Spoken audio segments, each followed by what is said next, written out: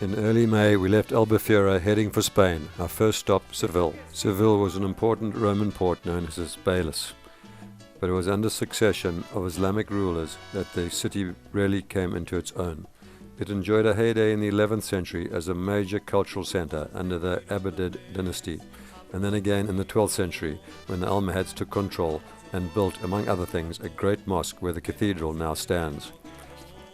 The Plaza de España in the Parc de Maria Luisa was completed for the 1929 Expo.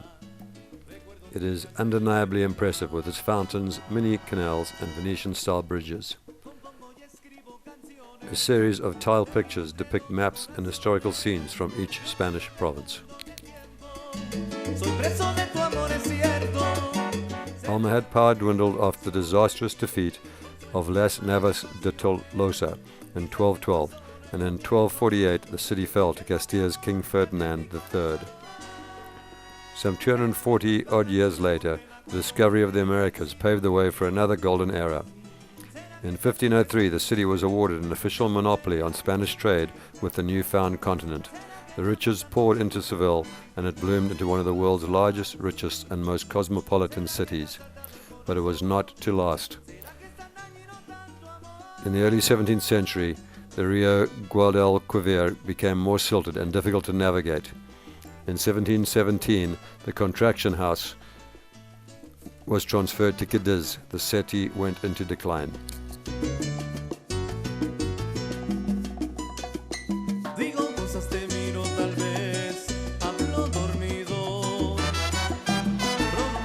Go figure, the April Fair in May, but nonetheless we were lucky enough to be there.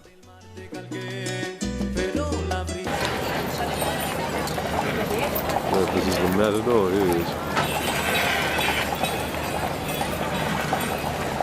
Not sure if you can pick this up on the video, but incredible sight. All the carriages, everybody dressed up.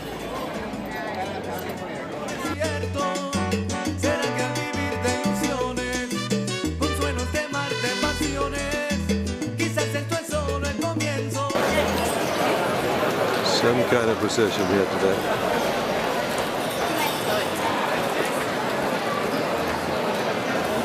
Literally hundreds of these awesome gods.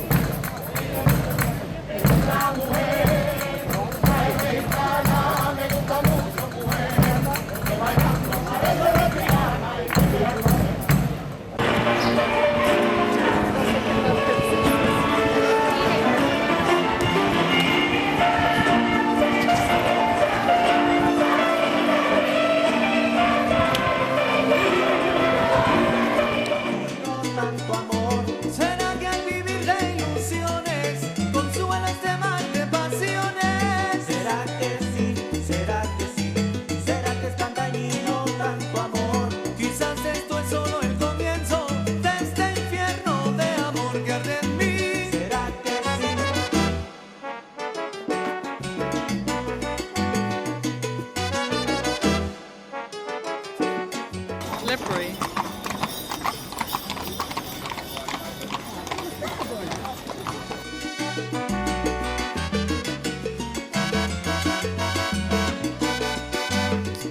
In 1248, the Castilian King Ferdinando III captured Seville from its Almohad rulers and transformed their great 12th century mosque into a church.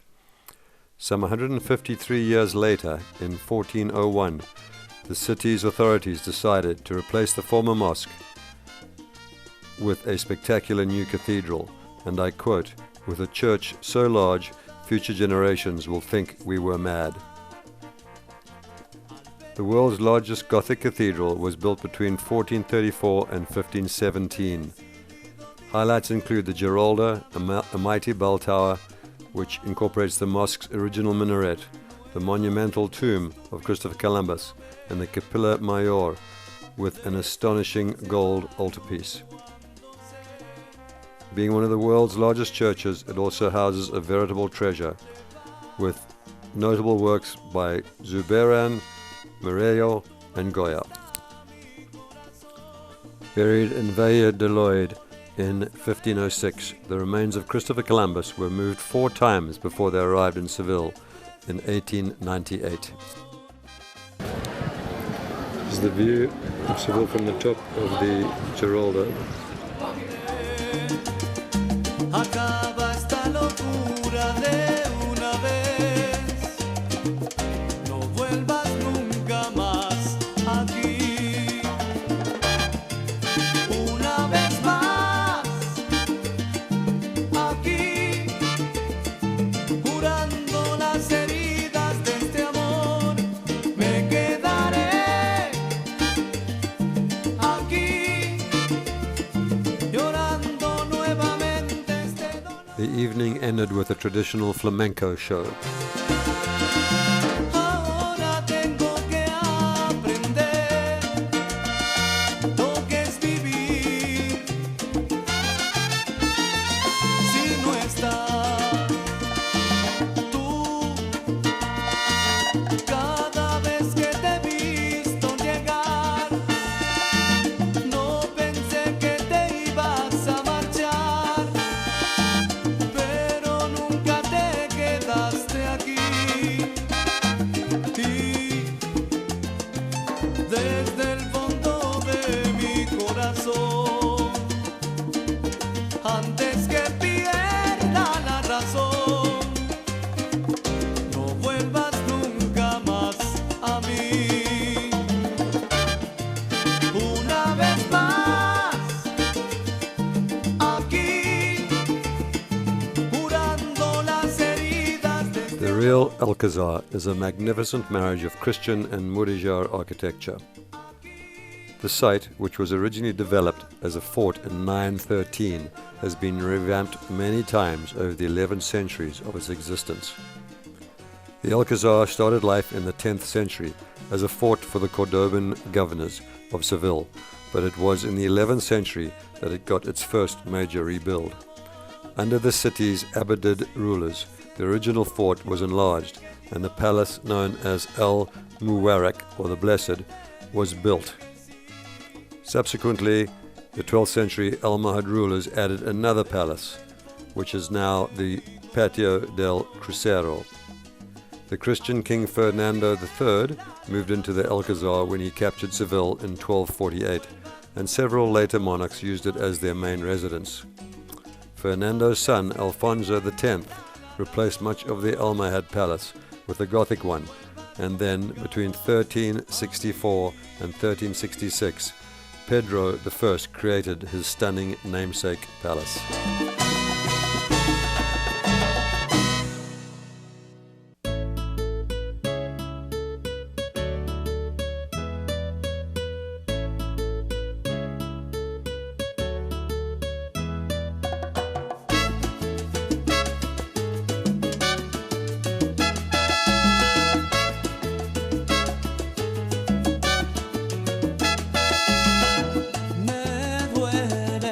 En el fondo de mi corazón, la herida no ha cerrado todavía.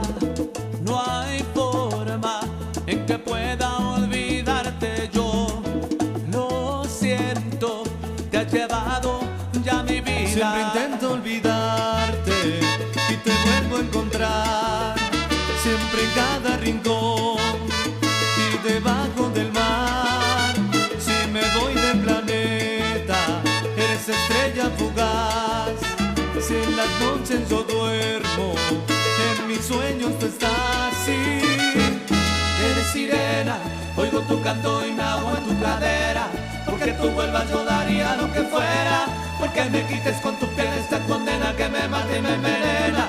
Mira morena, baila con conmigo y me sacas esta pena, porque no hay cosa para mí que sea tan buena como tus labios en mis labios. Vuelve a casa, te lo ruego, venena.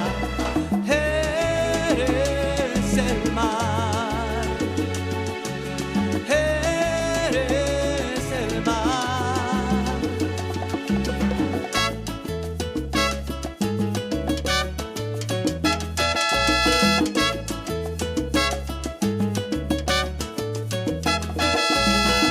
Me dueles en el fondo de mi corazón. This actually doubles as an old hydraulic organ. Hardly only 4 left in the world. And to play starting now, so we'll see if it works.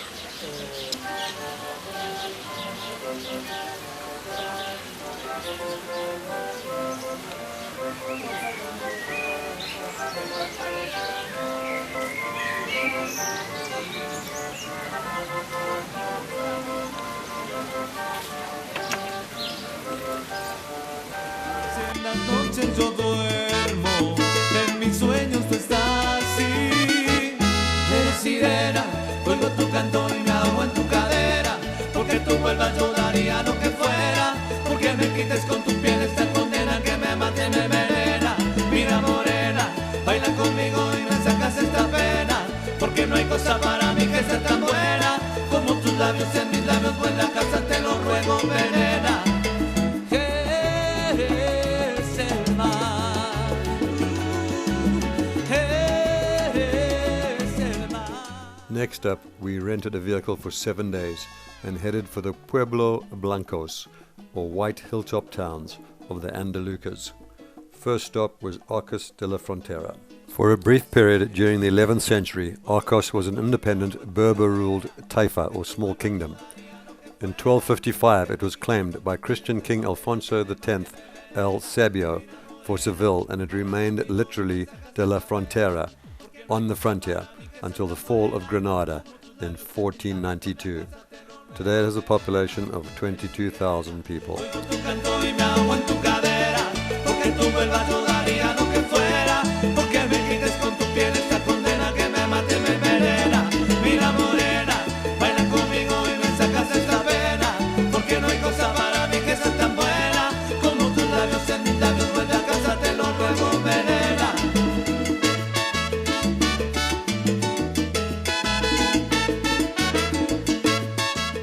Yeah, these streets were tiny, and I even managed to ding our little rental. Just a view from the Mirador to Arcos de la Frontera. Looking down into the valley. It really is quite stunning, this.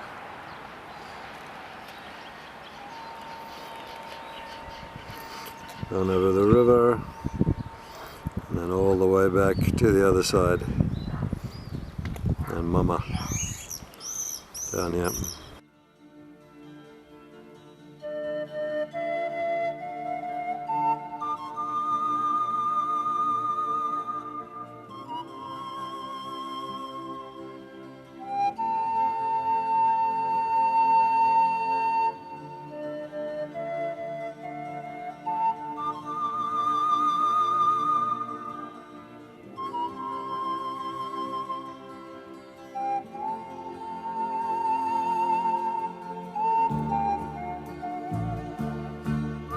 Got a video of this. This is so scary driving down a hill like this, and I'm gonna get by this car.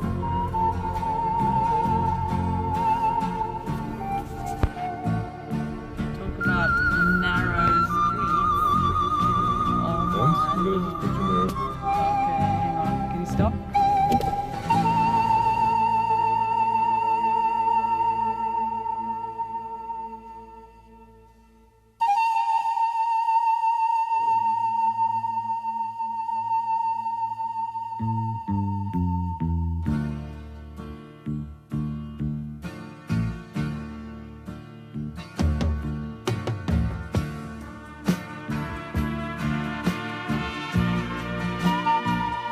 Next up was Grazamela.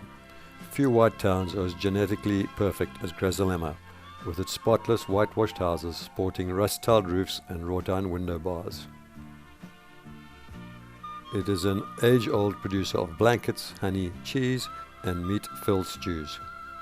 Grossamella lies adjacent to the Parc Natural Sierra de Grossamella, with its rugged, pillar-like peaks rising abruptly from the plains northeast of Cadiz.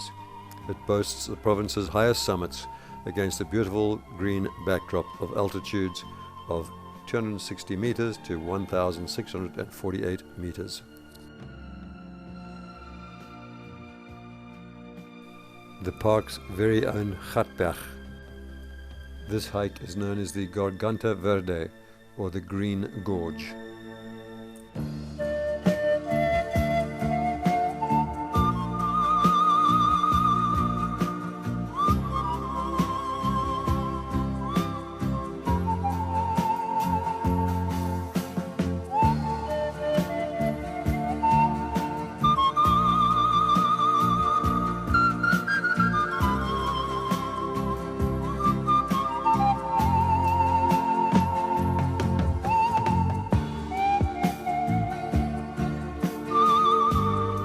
Returning to town.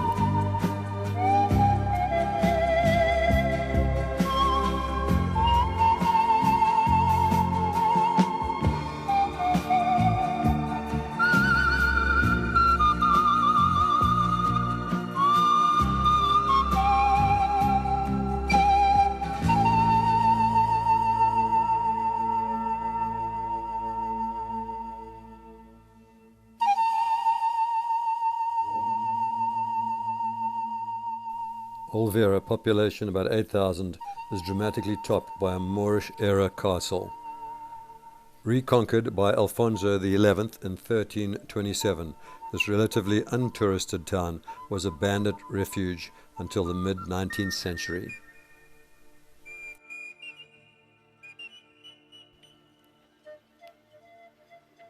Here we are in Olvera. We rented bikes to go along an old railway track. Right now it's all downhill. The Via Verde de la Sierra has transformed an old railway line into a traffic-free thoroughfare for bikers, hikers and horse riders. Aside from the wild, rugged scenery, this route is notable for 4 spectacular viaducts, 30 tunnels and 3 old stations. The highlight of the Via Verde is the Piñón de Zaframagon, a distinctive crag that's a prime breeding ground for griffon vultures. Qué rápido se me ha clavado, que dentro todo ese dolor. Es poco lo que te conozco y ya pongo todo el juego a tu favor. Speedy Gonzales. La la la. And here we have, look at all these goats, just hopping up and down the slope. I thought she was talking about me.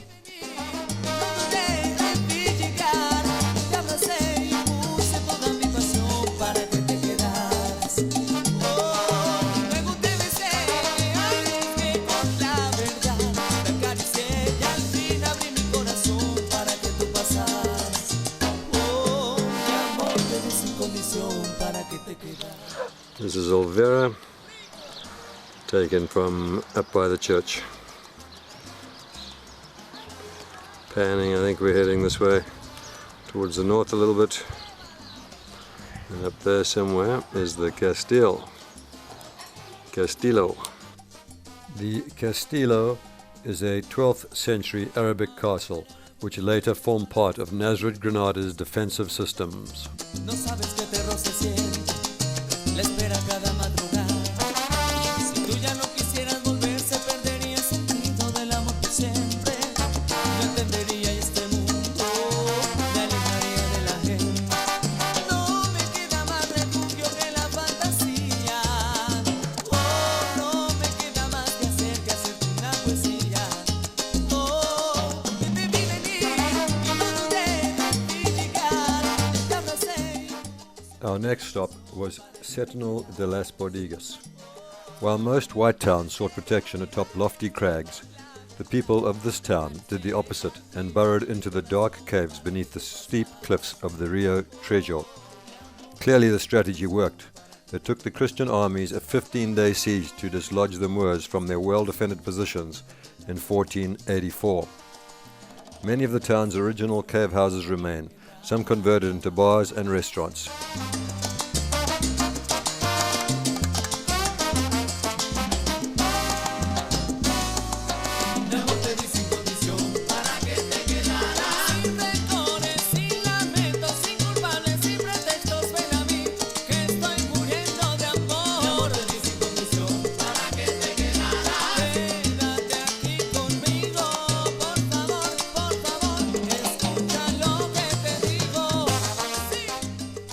Ronda, population 34,000.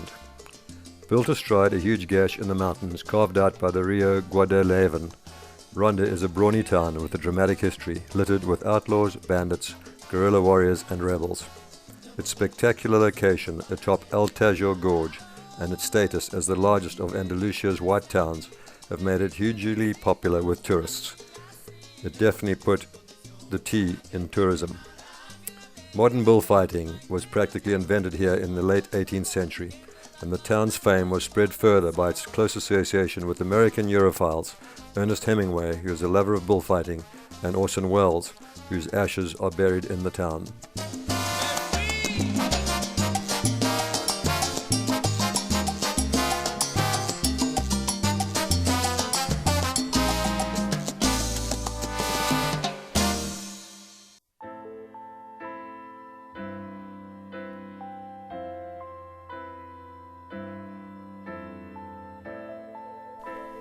This 18th century bridge arches over a 120-meter chasm.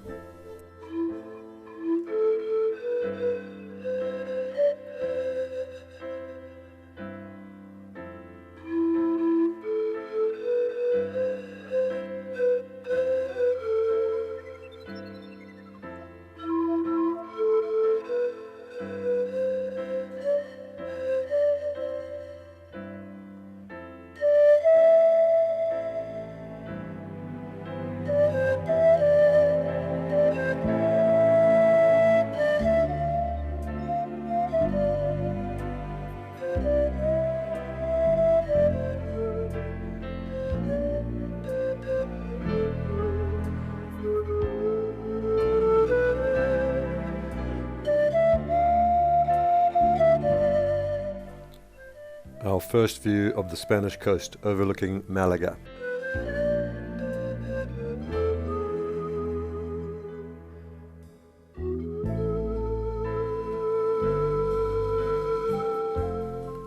Our next stop was Capilera, situated within the Barranco de Porquera or Porquera Gorge, all within the area known as Las Alpujarras, an absolutely stunning area. The Las Alpujarras is a 70-kilometer stretch of valleys and deep gorges on the southern flank of the Sierra Nevada, a mix of rocky, arid slopes, woods, and terraced farmlands made fertile by melted snow water. It's best known for its picturesque white villages.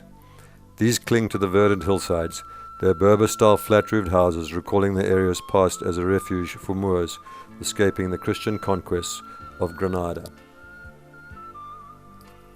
The Sierra Nevada provides Granada with its dramatic backdrop. Its wild snow-capped peaks boast the highest point in mainland Spain, Mulhacén, at 3,479 meters.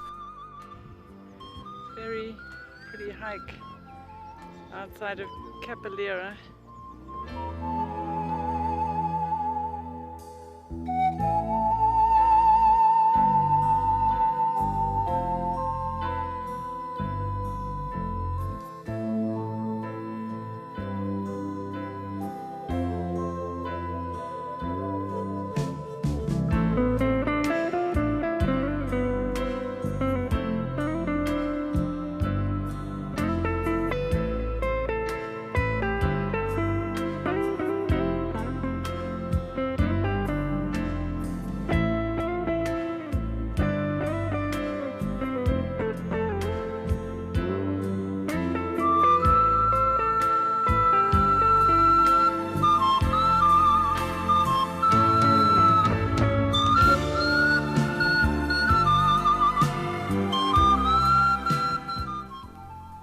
Immediately beyond was the adjacent village, just 2.5 kilometers down the valley.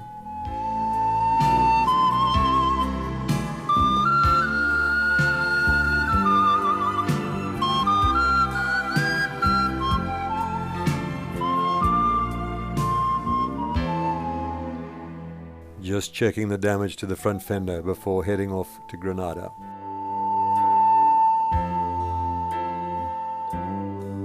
From its origins as a 5th century BC Iberian settlement, Granada grew to become one of the medieval world's greatest Islamic cities. The Muslims first arrived in 711, but it wasn't until the 13th century that the city really started to flourish. As Cordoba and Seville fell to Catholic armies in the 1200s, a minor potentiate named Muhammad ibn Yusuf ibn Nazir founded an independent emirate in Granada, paving the way for a 250-year golden age.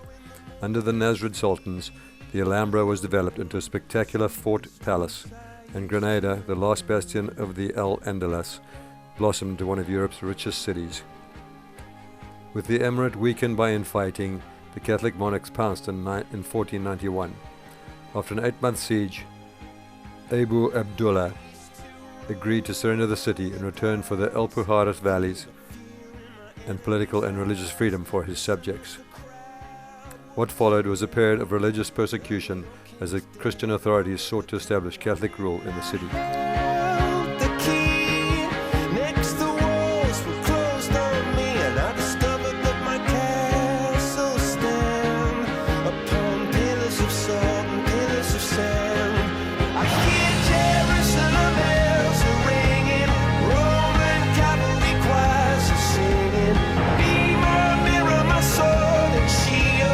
Missionaries in a foreign field. For some reason I can't explain. Once you've gone, it was never an honest word. And that was when I ruled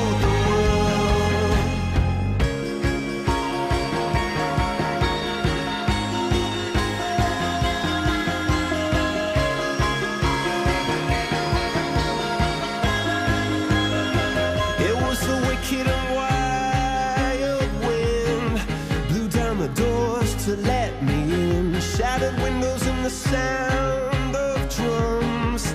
People couldn't believe what I'd become. Revolutionaries wait for my head on a silver plate, just a puppet on a lonely string.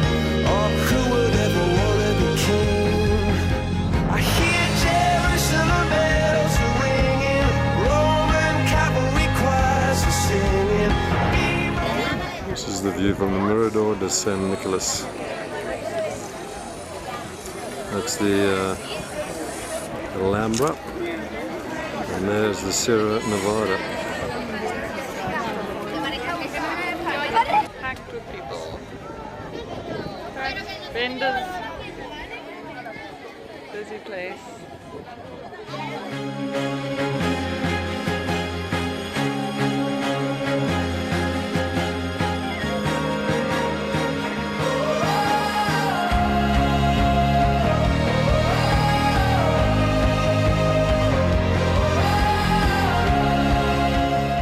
Here we are at the top of Granada. Look at that for a view. Climbing up to the Mirador. But look at the Alhambra Palace there. Gorgeous. Missionaries in a foreign field. For some reason I can't explain. I know St. Peter won't call my name. Never an honest word. It's called the Mirador de San Miguel, the very top of the mountain.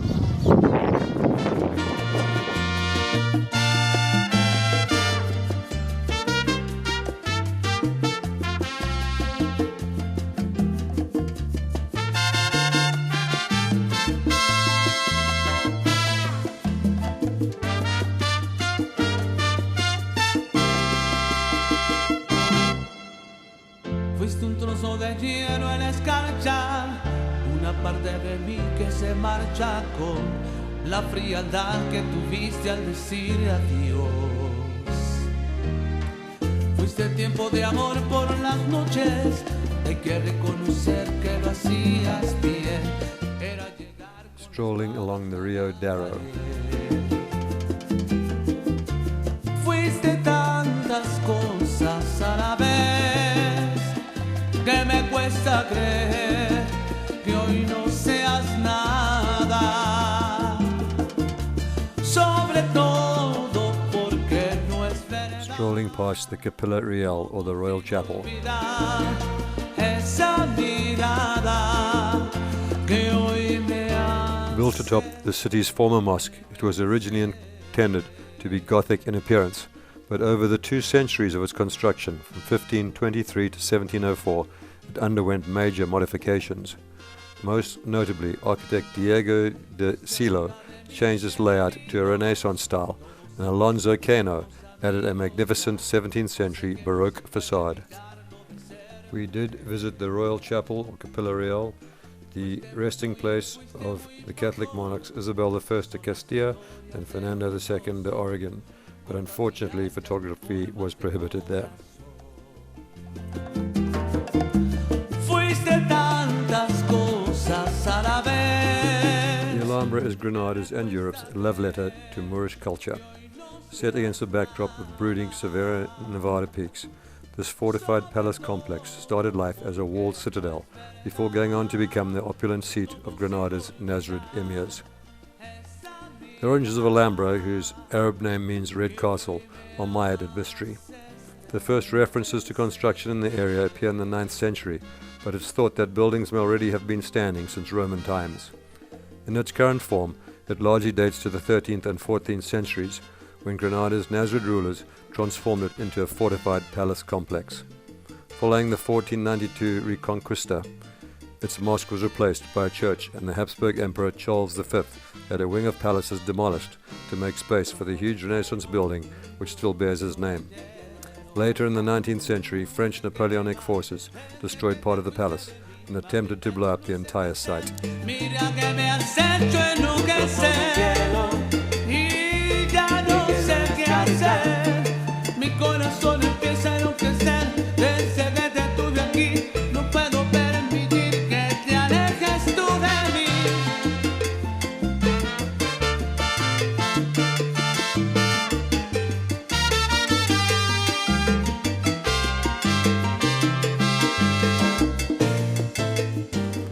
This is the palace of King Charles V, built in 1527.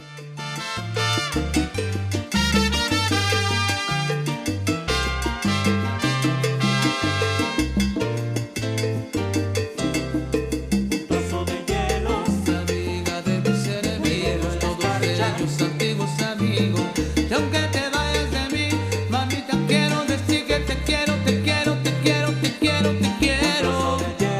Ay, mamita, me siento enloquecer.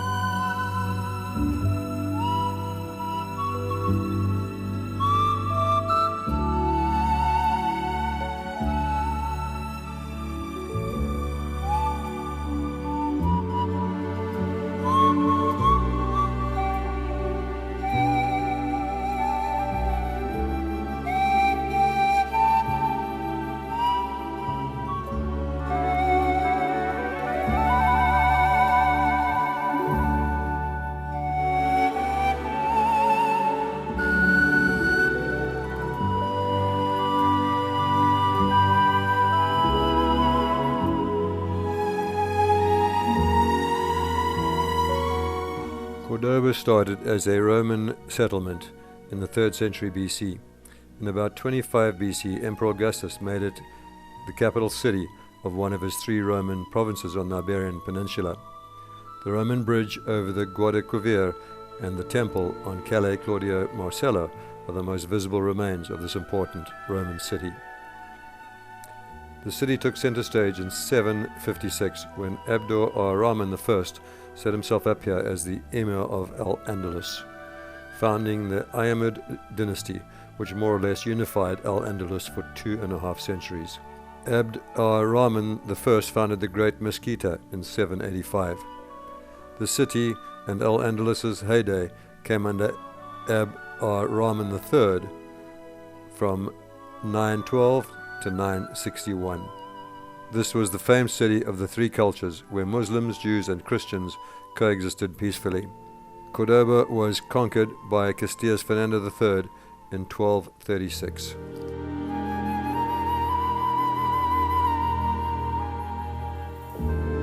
Spanning the Rio Guadalquivir just below the Mesquita, the handsome 16-arch Roman bridge formed part of the ancient Via Augusta, which ran from Girona to Cadiz.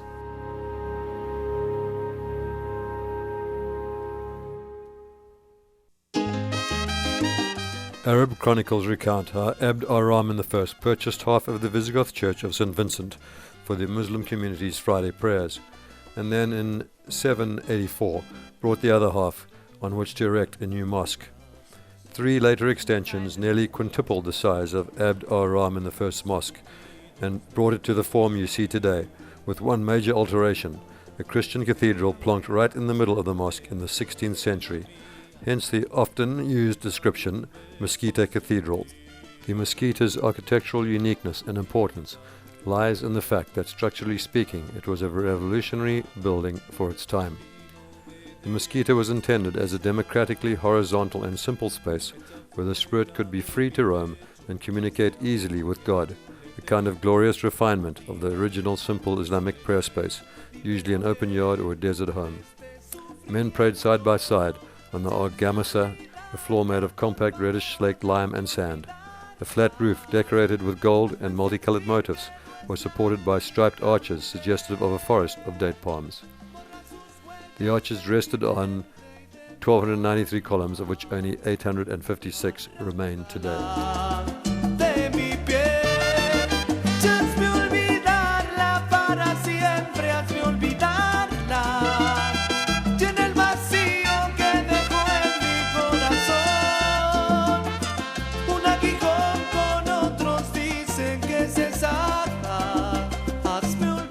Following the Christian conquest of Cordoba in 1236, the Mesquita was used as a cathedral but remained largely unaltered for nearly 3 centuries.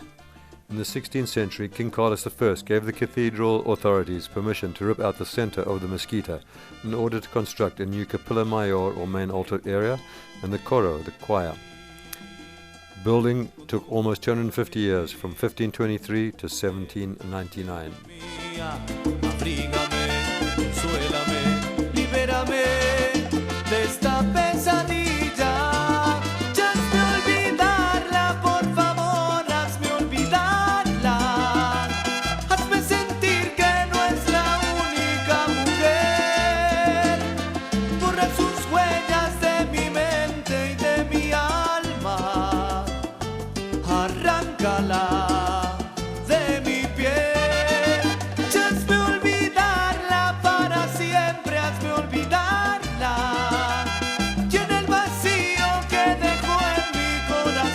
We were fortunate to be in Cordoba for the Fiesta de los Patios.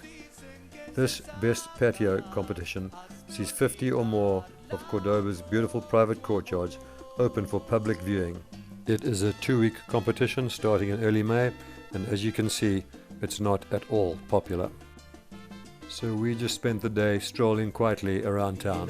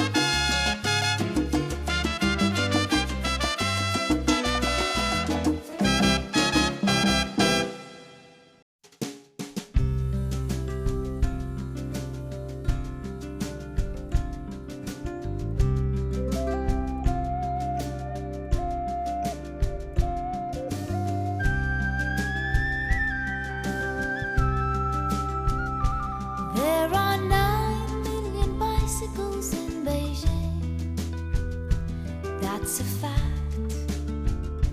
It's a thing we can't deny, like the fact that I will love you till I die.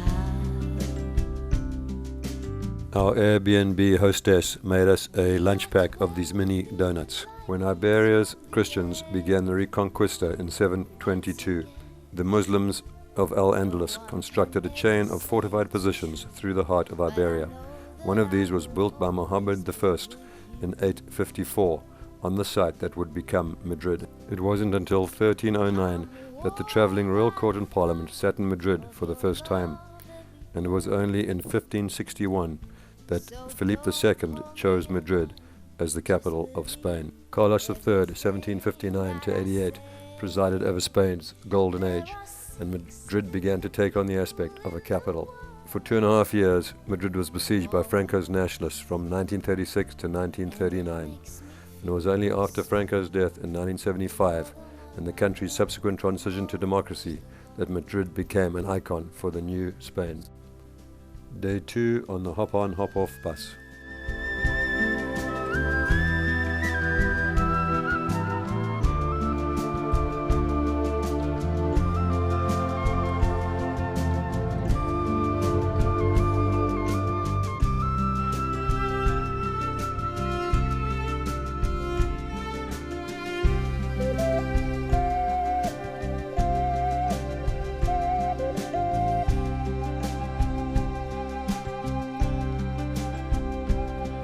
We're high on a wire with the world in our sight, and I'll never tire of the love that you give me every night. There are 9 million bicycles in Beijing. That's a fact. It's a thing we can't deny, like the fact that I will love you till I die. And there are 9 million bicycles in Beijing. And you know that I will love you till I die.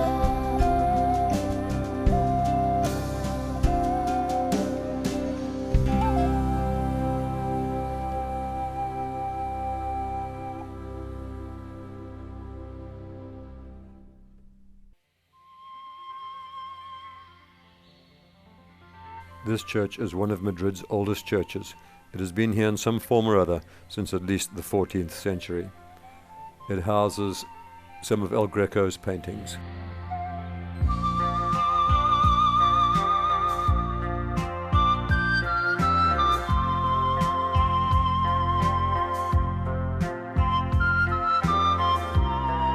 When the Alcazar burned down on Christmas Day, 1734, Philip V, the first Bourbon king, decided to build a palace that would dwarf all of its European counterparts. Philippe died before the palace was finished, which is perhaps why the Italianate Baroque Colossus has a mere 2,800 rooms, just 1/4 of the original plan.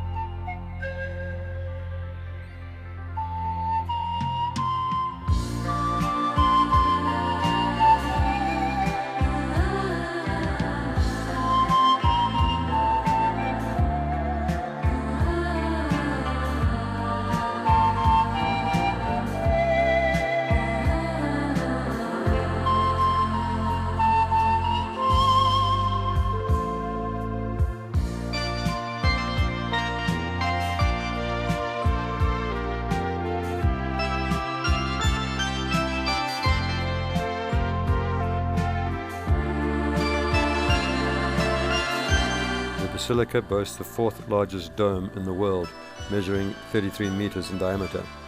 St. Francis of Assisi built a chapel on the site in 1217. The current version was designed by Francesco Sabatini, who also designed the Puerta la Alcala and finished off the Palacio Real. The central fresco in the Capella de San Bernardo was painted by Goya. The church also holds paintings by Zurbarán and Pacheco.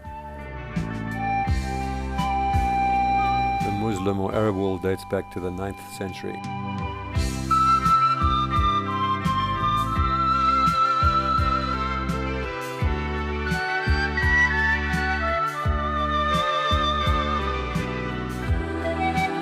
This site has seen royal weddings and births, bullfights, as well as the ritual condemnation of heretics during the Spanish Inquisition, followed by executions, burnings at the stake, death by garrote on the north side of the square, and hangings to the south.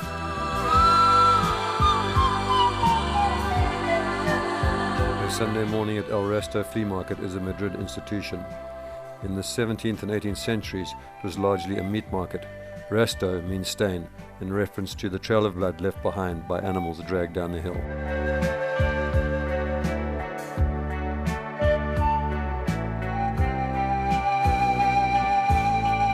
Toledo, population 85,000. Situated atop a gorge overlooking the Rio Tajo, it is known as the City of Three Cultures, with Christian, Muslim and Jewish communities peacefully coexisted. Mosques, synagogues and cathedrals cram into its dense historical core. Toledo's other forte is art, in particular the haunting canvases of El Greco.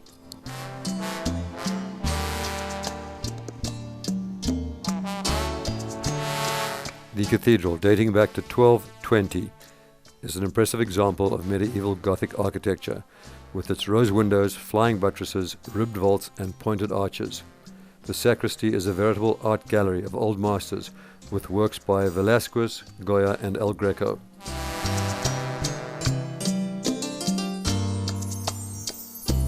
Si las noches y los días te parecen muy pequeños, si mis besos, vida mía. The fresco of the sacristy. Es que estás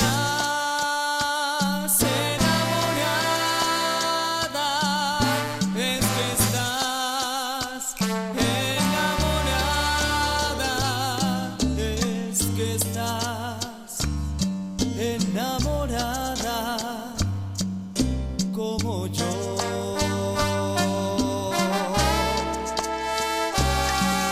Si las luces de las calles las confundes con estrellas, si de insípidos detalles siempre inventas cosas bellas, si de pronto se te antoja recordar algún poema, si la lluvia no te moja, si la lumbre no te quema, es que estás enamorada como yo.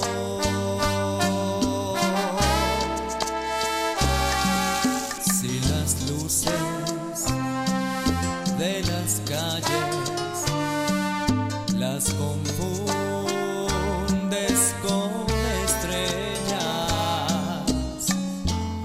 si de insípidos detalles siempre inventas. The former Jewish quarter was once home to 10 synagogues and comprised some 10% of the walled city's area. In 1492, all Jews were expelled from Spain. Recordar